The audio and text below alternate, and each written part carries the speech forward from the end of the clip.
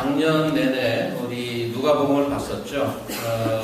그리고 연말에 2달 브레이크를 했습니다. 11월 달에 감사절 시리즈로 한 달을 쉬었고요. 12월은 성탄절 시리즈로 한 달을 쉬었고, 지난 첫 주에는 신년 예배로 다른 구절을 저희가 봤는데, 그만큼 브레이크를 갖고 오늘 다시 누가복음으로 돌아갑니다.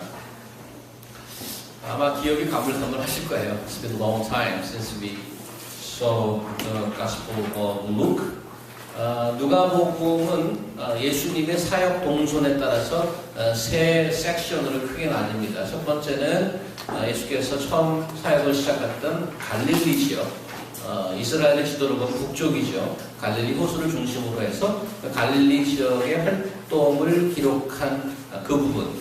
두 번째 섹션은 9장 51절부터 시작하는데, 예수님과 제자들이 사역 활동지를 바꿉니다. 그래서 예루살렘을 향해서 내려가는 그 여정에 일어났던 일들, 예수님의 가르침, 그런 것들을 다루고 있고, 19장 28절부터 마지막까지는 예루살렘에서 직접 벌어지는 사건들, 또 티칭들을 다루고 있습니다. 세 가지인데, 우리 현재 지금 예루살렘으로 가는 그 여정, 그 도중에 있습니다. 이 부분은 외형적으로는 예루살렘으로 가는 길이지만, 예수께서 가르치시는 그 내용으로 보면 하나님의 나라로 가는 길이라고도 얘기할 수 있습니다. 왜냐하면 예수님의 가르침이 하나님 나라는 무엇이며 누가 갈 수 있고 어떻게 이루어지는가, 이런 것들을 주제로 삼기 때문에 그렇습니다. 오늘 본문은 어떤 사람의 구원에 관한 질문에 대해서 예수께서 한 대답을 기록해 놓은 것이죠. 그래서 오늘 몇 절입니까? 오늘 어떤 사람이 질문을 하지 않습니까? 23절에 보면 어떤 사람이 여짜오되 주여 구원을 받는 자가 적으니까 Lord, will those who are saved be few?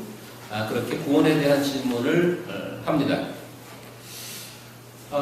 교회나 기독교인들이 가장 많이 다루는 주제 중에 하나가 구원입니다. 사실 현실적으로 사람들에겐 일반적으로 별로 관심 있는 분야는 사실 아닙니다. 지난 우리 한국의 대선에서 민주당이 요즘 패인 분석에 아주 열공 중에 있습니다. 그 중에 가장 많이 등장하는 것이 정책의 부재였다, 이렇게 얘기하는데, 사실 어떤 사람들은 정책 부재라기보다 국민의 관심사를 잘못 짚었다라고 보는 시각이 더 많습니다. 이 민주당이 대선 때 가장 크게 내세웠던 것이 MB 심판론, 이명박 정권의 심판론, 그 다음에 두 번째는 유신 정권 독재자의 딸을 어떻게 대통령으로 뽑을 수 있겠느냐, 그 두 가지였습니다. 이 두 가지 이슈는 나팔을 불고 있는 동안에 새누리당에는 안보, 경제, 복지 이런 걸로 파고들었죠. 결과는 아시다시피 자신있게 샴페인을 터뜨릴 준비를 하던 민주당에게 멘붕을 갖다주는 그런 결과를 주었습니다. 사람들의 마인드는 이런 거죠. 정권 심판? 70년대 유신 정권의 딸? 독재자의 딸? Who cares? 이런 거 말고 앞으로 5년 어떻게 할 건데? 밥 먹고 사는 문제 어떻게 해결할 건데? 정치 이념이 민생에 완퇴했다고 보는 겁니다. 오늘 말씀도 그런 맥락에서 본다면 구원? 죽어서 구원? Who cares? 그거 그때 가봐야 아는 거고, 당장 어떻게 밥 먹고 살게 해줄 건데, 뻔질나게 성경에 등장하는 복은 언제 어떻게 주려고 그러는 건데,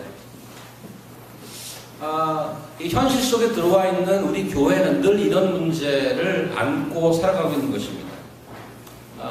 요즘 기독교계에서 뜨고 있는 화두가 힐링입니다. 이것은 내가 상처받고 있다는, 그래서 힘들다는 전제를 깔고 있습니다. 그러니까 내가 빅팀이고 나는 회복돼야 되고 이제는 정말 해피하게 살아야 되는 존재라고 소리를 내는 거죠. 자존감이 무너져서 힐링이 절실히 필요한 이들을 향한 노래가 사람들에게 주목을 받지 않습니까? 어서 오세요. 어서 오십시오. 그들을 향한 축복이 절절히 표현되는 노래가 있잖아요. 저도 조금 젊었던 시절 수련회를 가면 자매들에게 둘러싸여서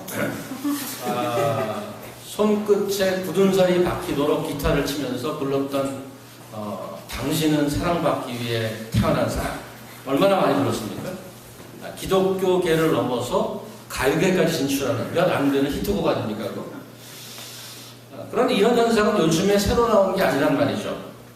종류는 조금씩 다르지만 교회는 역사를 통해서 매일 닥치는 삶의 문제를 어떻게 해결해야 할까 하는 현실적인 질문에 언제나 직면하고 있었던 것입니다. 그래서 이런 목소리를 대변해서 세상의 문제, 현실 생활에 좀 더 관심을 가지고 기독교적인 토양에서 생겨난 단체들이 YMCA나 YWCA나 구세군 같은 그런 단체입니다. 이런 사회적 운동과 더불어서 현실적인 문제를 좀 더 깊이 고민하고 있던 이런 사람들은 좀 더 깊은 신학을 탄생시켰죠. 이런 신학은 사람들을 움직이는 운동 에너지로 변화시키곤 했습니다. 좀 살펴보면 1960년대 남미에서는 해방신학이라는 게 생겼는데 이것은 가난한 자들과 압제받는 자들을 위한 투쟁을 교회의 선교적 사명으로 이해했습니다. 이런 신학은 그래서 빈곤, 압제, 라틴 아메리카의 그 지배 계급으로부터 해방이라는 사람들의 당면한 삶의 문제를 고민하면서 등장했던 것이죠. 해방신학과 그 내용이 좀 유사한 70년대 한국의 민중신학이라고 있습니다. 저도 그 때의 젊은 시절을 살았었죠. 당시 한국 정치 상황을 잘 반영하는 신학운동이었는데 정치적으로 눌린 자, 경제적으로 착취당한 자, 문화적으로 소외당한 생산 노동자들과 사회혁명가들, 이들을 민중이라고 정의하고 있습니다. 이 민중신학의 민중과 남미의 가난하고 눌린 대중들과 또 그들을 의식화하려는 사회주의 혁명가들과 다 유사한 그룹이라고 볼 수 있습니다. 세계가 과학과 기술이 발달하고 물질적으로 풍성하면서 또 다른 각도에서는 역으로 정신적으로 많은 피폐를 가져다 줬습니다. 그리고 1, 2차 세계대전이라는 19세기에 있었던 역사적 비극을 거치면서 사람들은 다시 영적인 것을 갈구하게 되었습니다. 그런 현실 속에서 등장하는 것이 영성신학이라는 게 있습니다. 이런 영성신학은 중세 카톨릭 수도원 수사들 사이에서 운동이 분명히 있었지만 특별히 1980년대에 들어서 카톨릭과 개신교 학자들이 이 부분에서 공통적으로 영성이라는 하나의 인정받는 신학적인 주제로 다루기 시작했습니다. 그래서 제가 토론토에서 공부하던 1990년대 중반쯤에 한국 광나루 장신에서 대거 사람들이 토론토 낙스 칼리지라는 곳에 와갖고 영성신학을 공부하고 있었습니다. 그래서 저는 그분들을 통해서 이런 것들이 한국에서 많이 소위 뜨고 있는 거구나. 그때 처음 들었어요. 사실은 저는 호주에서 있었기 때문에. 그러니까 많은 분들이 그 과거의 전통적인 캐톨릭 수사들의 way of contemplating, 어떠한 묵상하는 방법 뭐 이런 것들을 연구하고 extra biblical source를 가지고 PhD를 하고 그런 분들이 PhD를 따고 한국에 들어가서 교수로 가르치고 그런 분들을 많이 보았습니다. 그래서 이분들은 물질주의에 식상한 사람들이 어떤 특별하고 초월적이고 신비한 경험을 통해서 만족스러운 영적성을 한번 해보자. 너무 물질에 치지 않는다. 이런 겁니다. 그래서 그 60년대, 70년대, 80년대를 거쳐서 21세기에 들어와서 아까 잠깐 언급을 드렸습니다만은 새롭게 등장한 것이 테라피입니다. 테라피. 치유죠. 지금 이게 신학적으로 이렇게 발전되지 않았습니다. Almost certain that somebody there is doing a lot of research. 아마 치유 신학이라는 것으로 아마 지금 발전시키고 있을 것이라고 그렇게 생각이 됩니다. 그래서 힐링이란 말은 우리 사회에 있어서 이제는 없어서는 안 될 커먼 랭귀지가 되어버렸습니다. 제가 out of my curiosity. 그래서 제가 한번 구글을 한번 눌러봤어요. 힐링이라고 영어로 쓰고 그 다음에 뒤에 뭐가 붙을까 하고 힐링하고 띄고 A를 쳐봤어. 쫙 나와. B를 쳐봐서 쫙 나와. Z까지 다 나와요. For example, healing art. B는 healing Bible. C는 healing crystal. D는 healing diet. A부터 해갖고 앞에 힐링은 거의 접두사가 돼 있어요. 한글도 제가 기억, 니은, 딕을 다 쳐봤어. 다 나와. 힐링 가습기부터 나오더라고. 기억을 치니까. 힐링 데이트, 힐링 노래, 힐링 송년회도 있어요. 치다 보니까. 성경에서 말하는 구원 말고 우리 현실 세계에서 다뤄야 할 것이 이렇게 한두 가지가 아니란 말입니다.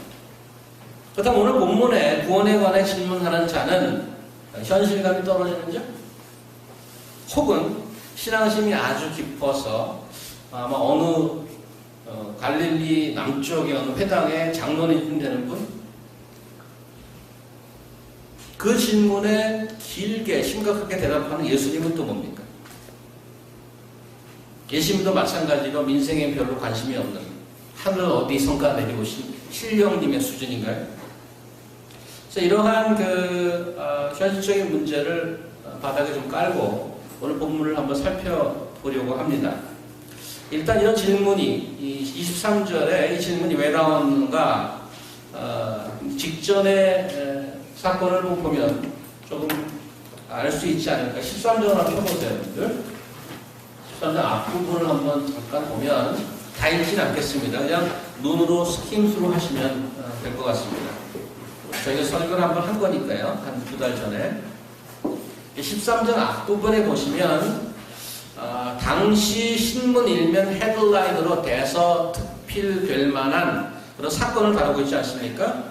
집회에 참여했다가 총독 빌라도에게 죽음당한 북부 갈릴리 지방 사람들의 이야기라든가 그 다음에 실로암 타워가 무너져서 마침 그 밑에 있던 사람들이 깔려 죽었다는 이야기, 이런 사건을 접한 예수께서 이런 것들이 구원과 관련이 있다고 말을 해줍니다. 회개하지 않으면 이보다 더한 일도 일어날 수 있다고 경고하죠. 여기서 회개란 하나님께 돌아오는 것입니다. 어떤 사변적이고 개념적인 종교 톡을 하는 것이 아니고 하나님과 인격적인 관계를 회복하지 않으면 이런 현실적인 일들이 It could happen to you. It's a serious warning. 10절 이후에 보면 예수께서 안식일에 회당에서 병 고치는 장면이 나옵니다. 18년간 몸을 펴지 못한 한 여인을 고쳐주시죠. 예수께서 그 여인을 보고 야 예수 잘 믿으면 천국 가 이렇게 얘기하지 않았습니다.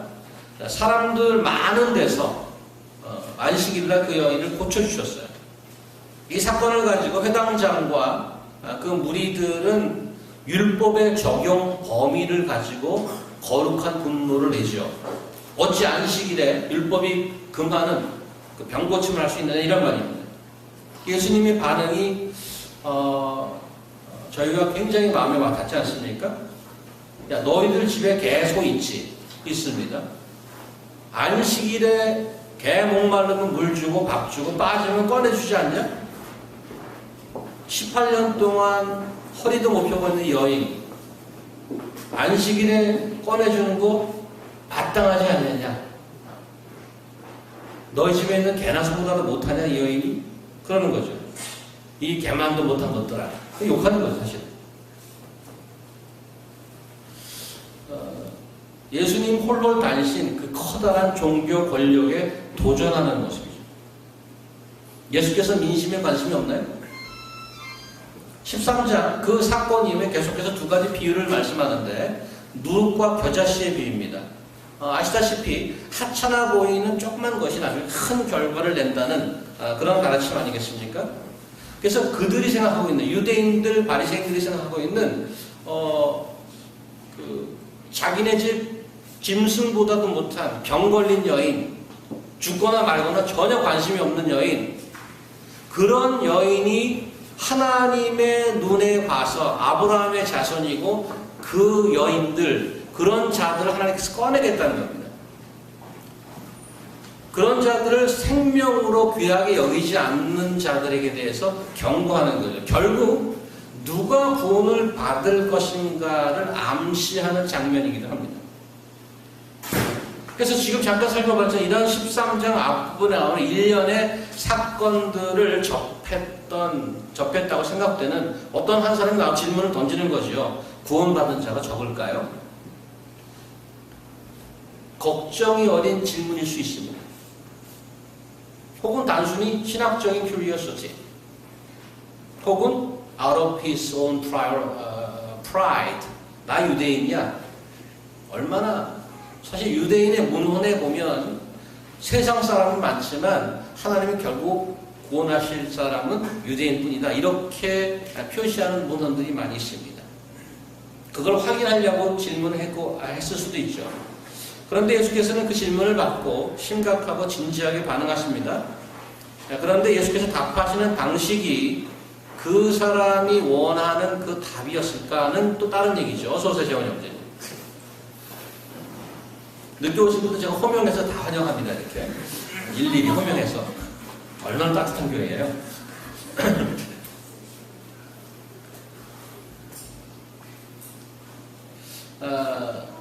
질문을 구원받을 자가 적을까요?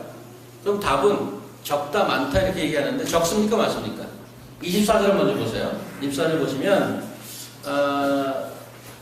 좁은 문으로 들어가기 힘쓰라. 내가 너에게 이르노니 들어가기를 구하여도 못하는 자가 많으리라.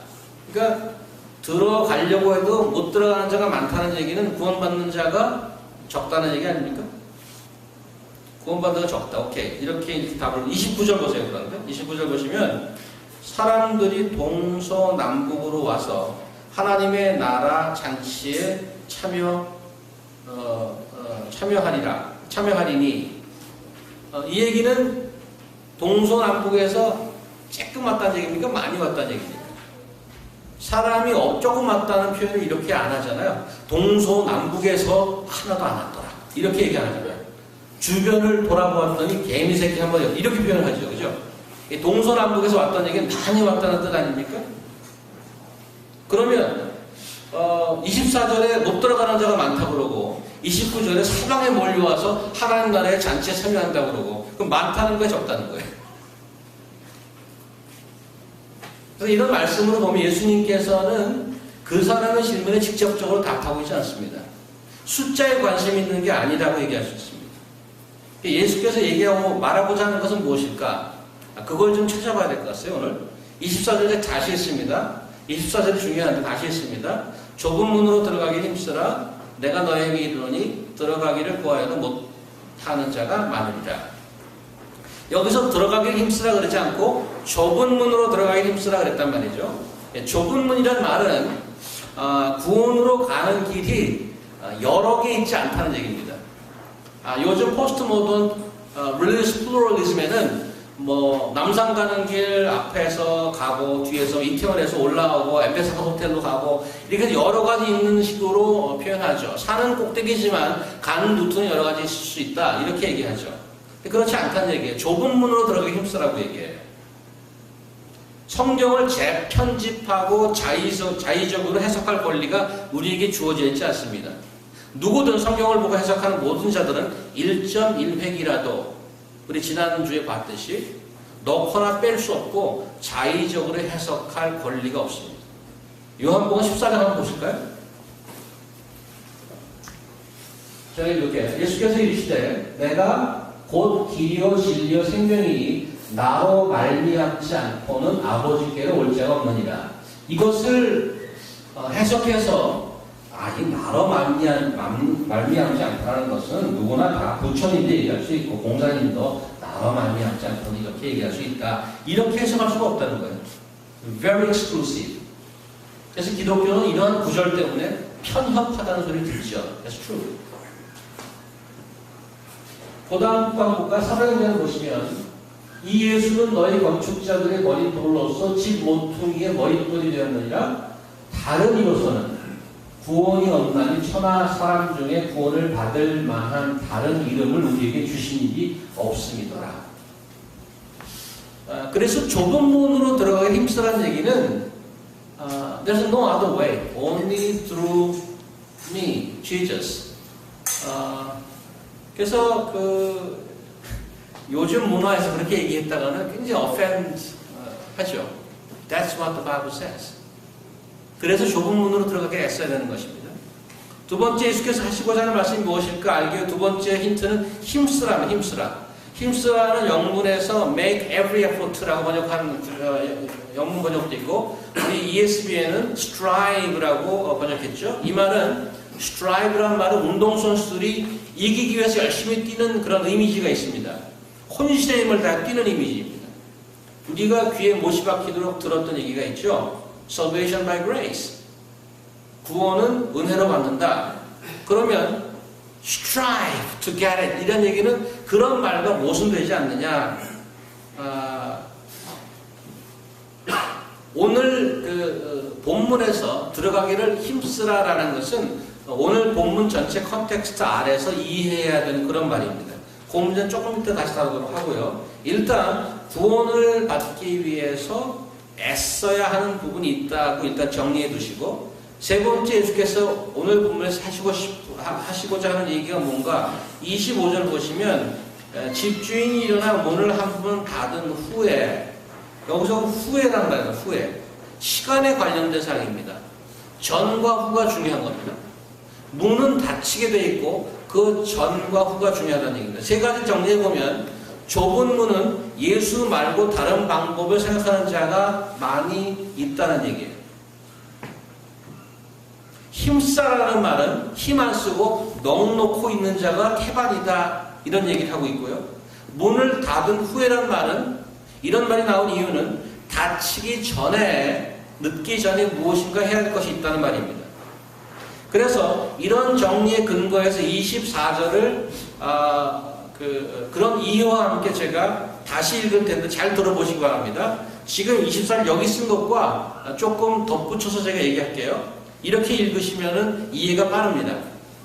24절 제가 다시 읽습니다. 지금 좁은 문으로 들어가기 힘쓰라. 내가 너에게 이르노니 나중에 들어가기를 구하여도 못하는 자가 많으니라. 다시 읽습니다. 광익씨 일로 오세요. 자리 하나 있습니다. 네. 앞에서 두 번째 자리. 네. 네. 예약해놨습니다. 네. 웰컴. 24절 다시 읽을게요. 지금 좁은 문으로 들어가기 힘쓰라. 내가 너에게 이르노니 나중에 들어가기를 구하여도 못하는 자가 많으니라. 이런 뜻이 내포되어 있단 말이에요. 그러니까 지금 해야 할 일이 있다는 거죠. 그런데 그럼에도 불구하고 이렇게 말씀하신데도 불구하고 못 들어가는 자가 많으니라 이렇게 예수께서는 말씀합니다. 오늘 예수님께서 비유적인 말씀을 얘기하는데 그 예수께서 말씀하신 대상을 지칭하는 대명사를 보면 인칭 복수를 쓰고 있지 않습니까? 너희, you, 플루럴을 쓰고 있습니다. 25절 이하의 그런 비유적인 이야기임에도 불구하고 예수님께 구원에 관한 질문을 던진 자를 포함해서 23절 유대인들인 그들을 들이라고 너희들 이렇게 대놓고 얘기하는 겁니다. It is you that I'm talking to. 그래서 지금 24절, 25절 그 밑에 몇 절은 그 얘기를 좀 읽어보면 마치 그 3D 영화를 보는 것처럼 아주 생생한 표현, 장면이 머리에 팍팍 떠오르지 않습니까? 사실 놀라운 거는 그 비주얼이라기보다 스토리 라인입니다. 문을 두드리며 두 번씩이나 문 밖에서 주인에게 어필하는 장면이 나오죠. 이것은 바깥에 있는 사람들이 얼마나 놀랍고 당황하고 있는지 잘 보여주고 있죠. 자신들이 하나님 나라 문 밖에 서 있다는 것을 It's unbelievable. It's unbelievable. 입을 다물지 못할 정도로 충격이라는 겁니다. 여러분 지금 어떻게 중학교나 고등학교 같이 다니고 대학교에서도 공부하고 여행도 다니고 밥도 먹고 절친이라고 생각했던 분들 중에 결혼을 했는데 연락도 안 하고 청첩장도 안 보냈던 그런 분 혹시 있습니까? 그때 기분이 어떠셨어요? 배신감, 아마 자신이 정말 친했다고 생각했다면 아마 며칠 잠을 못 이루었을지 모르겠습니다. 다른 친구를 통해서 그런 얘기 들었을 때, 야, 걔 결혼했어. 나 그거 갔었는데 안 갔니? 너 그거 왜 안 왔어? 그러면, 나한테는 아무 연락이 없고 청첩장도 안 보냈는데? 지금 예수님 이야기에 등장하는 이들은 그런 충격 million times more shocking. 밥 먹었잖아요, 우리 같이. 바로 지난주에 성경 공부했잖아요. 근데 문이 닫혔어요. 이들이 충격받은 이유는 자기들만큼 당연하게 하늘나라에 들어가야 할 사람이 또 어디 있겠느냐 하는 거죠. 함께 먹고 마시고 성경 공부까지 했다는 얘기 아닙니까? 여기 보시면 26절 보세요. 그때 너희가 말하되 우리는 주 앞에서 먹고 마셨으며 주는 또한 우리를 길거리에서 가르치셨나이다. 근데 왜 우리가 문 밖에 있어야 됩니까? 요즘에도 같이 밥 먹었다는 얘기는 여러분 동네 지나가던 아저씨 나랑 밥 한번 먹을래? 이런 사람 있어요? 아가씨 나 배고픈데 밥 한번 같이 먹자 이런 사람 있어요? 변태 아니면 또라이죠. 누가 같이 식사를 한다는 얘기는 일반적으로 아는 것도 훨씬 깊습니다. Otherwise 얘가 왜 나를 밥 먹자 그러지? 이렇게 반응이 나가는 거예요. 이게 밥을 같이 먹는다는 얘기는 단순히 배를 채우는 것 이상의 의미가 있는 것입니다. 지금도 그런데 그 옛날 유대 문화에는 훨씬 그렇습니다. 고대 근동의 나라들끼리 조약을 맺을 때 그 조약 맺는 순서가 있는데 제일 마지막 순서가 식사하는 거예요. 그게 That's conclusion. 그 얘기는 조약을 마무리 졌다는 얘기입니다. 그만큼 식사하는 것은 굉장히 중요한 의미를 지니고 있습니다. 바로 며칠 전까지 예수님이랑 같이 밥 먹었다는 얘기잖아요. 여러분 기억하실지 모르겠어요. 우리 설교 몇 달 전에 바리새인 집에 가서 식사하는 장면이 있었습니다. 그렇게 밥 먹었다는 얘기예요. 게다가 말씀을 가르치고 배웠다는 얘기는 사제지간 아닙니까? 사제지간. 그런데 자신들이 어느 날 보니까 하나님 나라가 문이 닫히고 문 바깥에 있더라는 얘기죠.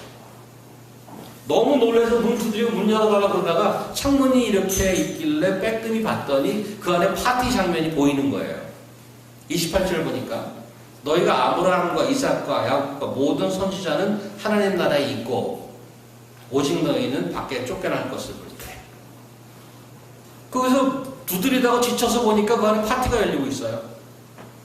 아브라함 보이는 거죠. 아니 우리 조상님 아니야. 1대 조상님. 이삭. 와 우리 2대 조상님도 계시네. 야곱님 3대. 그리고 저기 굉장한 인사들 다 모이지 않았어? 여기 보면 모든 선지자라 그래요. 이사야, 에레미야, 다니엘, 에스겔. 와 우리 민족의 자랑, 우리가 다 존경하는 사모하는 우리 선지자님들 다 모였네. 여기서 하늘나라 맞다. 저분들이 기록한 성경 말씀 우리가 다 암송하고 공부하고 그랬는데 근데 왜 우리는 바깥에 있지? 이건 뭐지? 오정황제같이. 이건 분명히 주최 측의 실수일 거야. 저 사람들한테 얘기하면 다시 들어갈 수 있지 않을까? 근데 보니까 선지자와 조상들만 있는 게 아니야. 보니까 동서남북으로부터 온 사람이 여러 사람이 있는 거예요. 근데 저 사람들은 전혀 듣도 보도 못한 사람이 앉아있네. 피부색도 다르고 쓰는 말도 다르고 눈동자 색깔, 머리 스타일 다 완전 스트레인저인데 저 자들은 누구야? 누군데 저기 들어가 있지? 하나님과 선지자들과 다 절친으로 보이는데 이렇게 흥분해서 문을 두드리는 거죠. 예수님의 반응이 어떻습니까? 25절 후반절에 주여 열어주셔서 하면 그가 대답하여 이르되 나는 너희가 어디에서 온 자인지 알지 못하노라. 너희 누구냐 이거. 27절 마찬가지죠. 그가 너희에게 말하여 이르되 나는 너희가 어디서 왔는지 알지 못하노라. 행악하는 모든 자들아 나를 떠나가라. 어디서 왔는지 모른다는 얘기는 나 너 모른다 보다도 훨씬 더 강한 표현입니다. 단순히 나 너 본 적 없지 몰라 이게 아니에요. 나 너 같은 애 몰라 이런 거죠. 하나님 나라가 완전히 임하는 날, 세상의 마지막 날, 만약에 여러분이 문이 닫힌 것을 상상한다면 무서운 말씀 아닙니까? 악을 행하는 자들아 다 나를 떠나라. 여기 네 자리는 없다. 여러분 어떻습니까? 지금 하나님 나라의 안쪽에 있는 것 같습니까? 아니면 바깥에 있으십니까? 근데 바깥에 있을 거라는 그 사람들이 왜 지금 힘쓰지 않을까요? 왜 문이 닫히고 나서야 난리를 치는 거예요?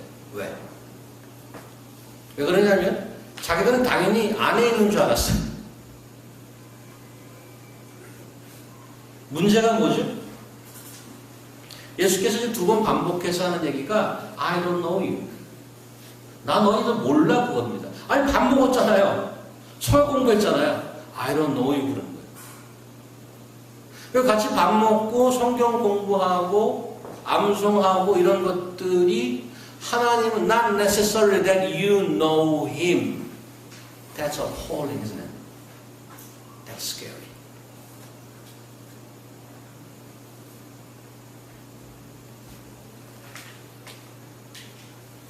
하늘나라에 들어가는 조건을 혹시 얘기한다면 Do you know him? That's one question. Do you know him? 예수님을 안다는 것이 무슨 말이죠? 그래서 오늘 사실 31절에 35절까지가 더 있는데 그를 안다는 것의 의미를 약간 알 수 있게 도와주는 구절이라고 저는 생각이 되는데 밑에 31절 이하를 보면 세 가지 wanting이 나옵니다. 한글과 영문 번역은 조금씩 다르게 번역했는데 willing 혹은 want라는 뜻의 헬라어 어근 fellow라는 단어가 있는데 그것을 3번 쓰고 있는데 첫 번째가 32절입니다. 첫 번째 wanting이 뭔가 하면 31절이죠. 곧 그때 어떤 바리새인들이 나와서 이르되 나가서 여기를 떠나소서 헤롯이 당신을 죽이고자 하나이다. 그래서 first wanting. Herod wants to kill you. 첫 번째 desire가 나옵니다. 이게 헤롯이 예수를 죽이려고 원하고 있고 그 다음에 두 번째는 34절입니다. 예루살렘아 선지자들을 죽이고 내가 파송된 자들을 돌로 치는 자여 암탉이 제 새끼를 날개 아래 모험같이 내가 너희의 자녀를 모으려 한 일이 몇 번이냐. I have wanted to protect you under my wing again and again. That's second desire, second wanting. 첫 번째는 헤롯이 예수님을 죽이려고 하는 그 desire. 두 번째는 예수께서 자기 백성을 보호하려는 desire. 세 번째 wanting은 네거티브로 나오죠. 그러나 30절 제일 마지막 문장. 그러나 너희가 원하지 아니해. I don't want it. 원하지 아니하였도다.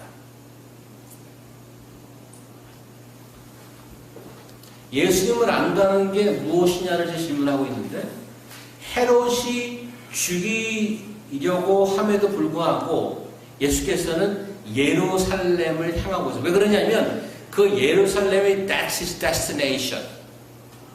That's the place where he resolved all chronic problem of human sinfulness.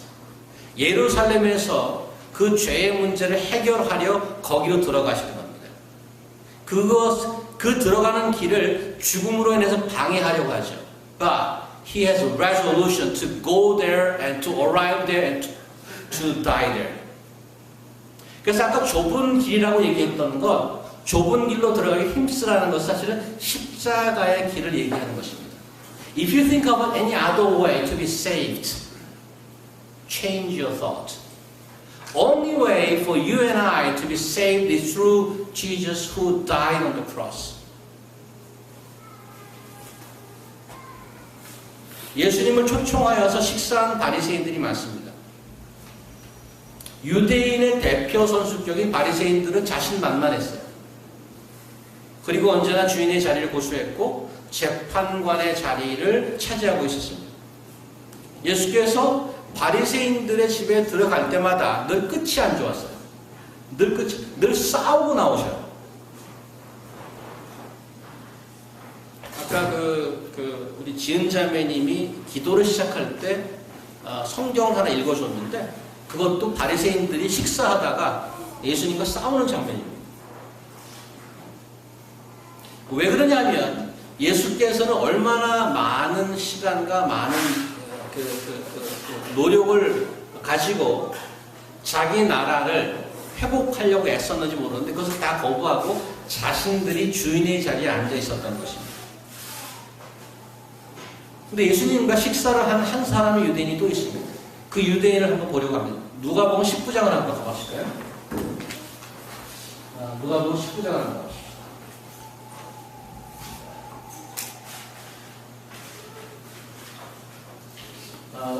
나중에 이 때가 되면 같이 이제 말씀을 볼 텐데 누가복음 19장이니까 미리 한번 보도록 하겠습니다. 예수께서 이곳으로 들어가 지나가시다가 삭개오라 일어나는 자가 있으니 세리장에 또는 부자라.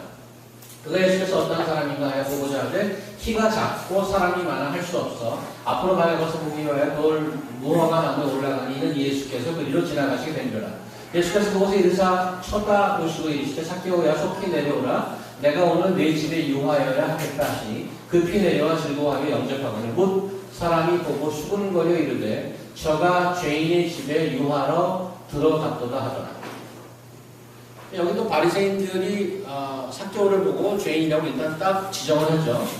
무사람이 보고 수군거리는데 저가 죄인의 집에 유하러 들어갔도다 하더라. 삭개오가 가서 주께 여짜오되 주여 보시옵소서 내 소유의 절반을 가난한 자들에게 주겠사오며 만일 누구의 것을 속여 빼앗은 일이 있으면 내 값되는 학대나이다. 예수께서 이르시되 오늘 구원이 이 집에 이르렀으니 이 사람도 아브라함의 자손이니로다. 인자가 온 것을 잃어버린 자를 찾아 구원하려 함이라. 아까 18년 동안 병자로 있던 그 여인을 일으키시면서 13장 앞부분에 예수께서 이 아브라함의 딸이라고 얘기했어요. 그리고 사람들에게 매국노라고 손가락질 받고 죄인과 세리라고 손가락질 받더니 삭개오를 보고 지금 하나님 예수께서 아브라함의 자손 여인 집에 구원이 있으리라 이렇게 얘기했어요. On the contrary, 반면에 자기들이 아브라함의 자손이라 굳게 믿었던 그 자들에게 여기 보면 35절 보시면 오늘 본문에 보라 너희 집이 황폐하여 버려지리라. 지금 삭개오의 집에 이 집에 구원이 이르렀다 이렇게 선포해 주십니다. 오늘 말씀을 준비하면서 지난 화요일에 우리 모임에서 좀 제 고민을 좀 나눴습니다만은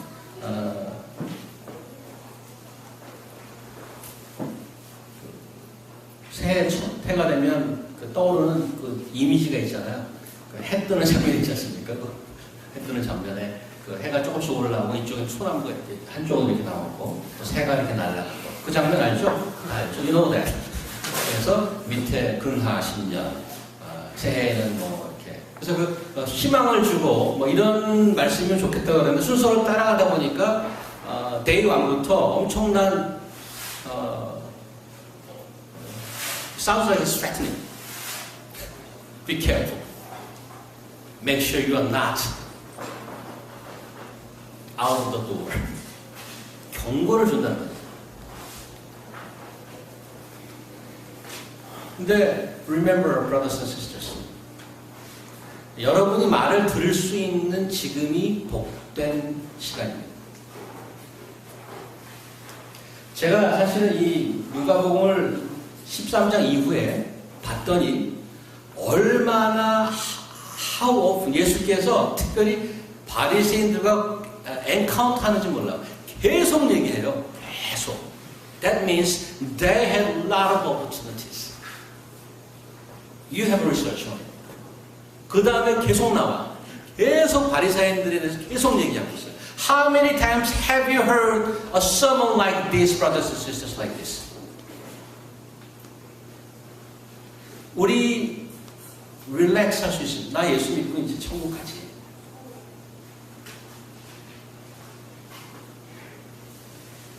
아까 제가 24절 할 때 지금 좁은 문으로 들어가기 힘쓰라는 지금. 나중에 들어가기를 보여도 못하는 자가 a lot, 많대요. How many years have you gone around Jesus? Or have you gone around the group of people who profess to be Christians? 얼마나 오랫동안 여러분들은 주변을 혹시 맴돌았습니까?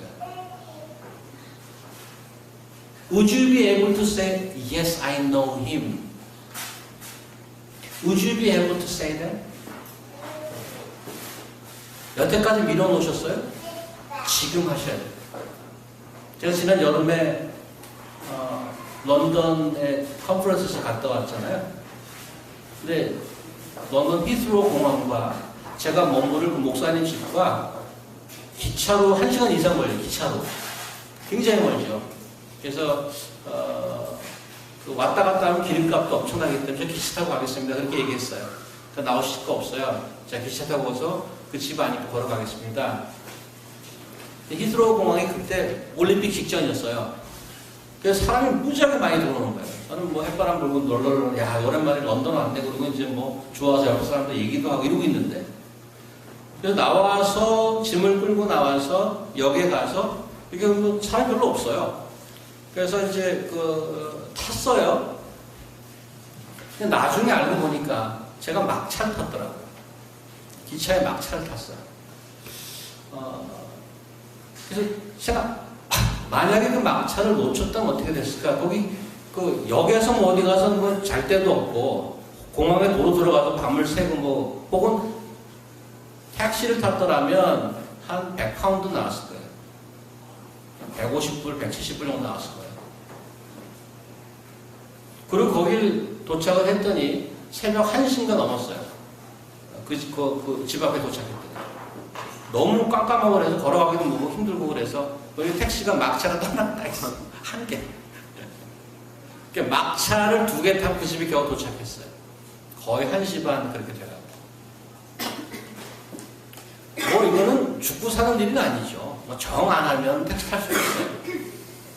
며칠 전에 우리 제임스 형제 여동생이 여기 왔다가 돌아가는데 공항에 좀 늦게 가서 그 비행기 못 탔어요. 그죠? 애교를 받을 수 있죠. 아유 또 뭐 머리 만지고 그러다가 또 늦어가고 한번 잘해야지. 그 다음 비행기가 입기망정이지. 또 오늘 얘기는 늦으면 영원히 못 들어가는 그런 There's no other way. Brothers and sisters, remember, you have to decide now and talk to him personally. 몇 절을 보시냐면 30절 한번 보세요. 같이 읽겠습니다. 30절. 시작. 보라, 낮은 데로서 먼저 될 자도 없고 먼저 될 자로서 낮은 될 자도 있느니라. 이 얘기 하나가 사실 오늘 전체의 말을 써머리해 주는 말입니다. 반전이 있을 거라는 얘기입니다. 무슨 반전? Don't relax yourself. 천국에 가면 3가지는 너무 놀란다고 그러잖아요. 오늘 이 사람이 놀랐다고 그러잖아요. 저 사람이 여기 와 있어? 내가 여기 있네? 그 사람이 없어? 3가지 놀라요. That's a prize.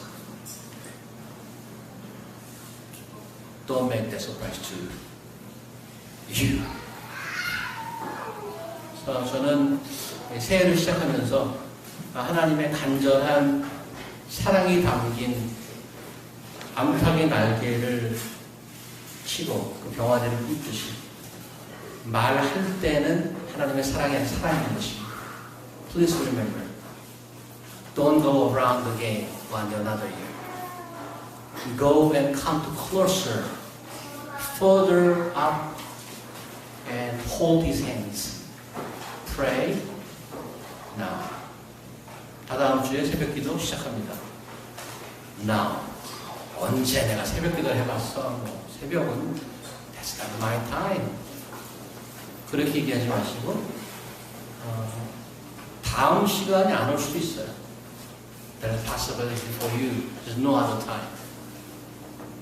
오늘 결심하시고 다다음 주에 있는 새벽기도 일주일 내내 오셔서 기도하시고 새롭게 시작하는 새해 될 수 있기를 예수의 이름으로 축원드립니다. 기도하겠습니다.